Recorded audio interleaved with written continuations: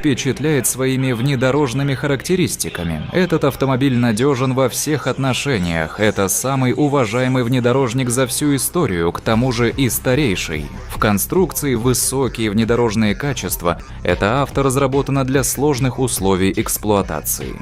Его надежность подтверждена временем при использовании в пустынях и прочих экстремальных местностях.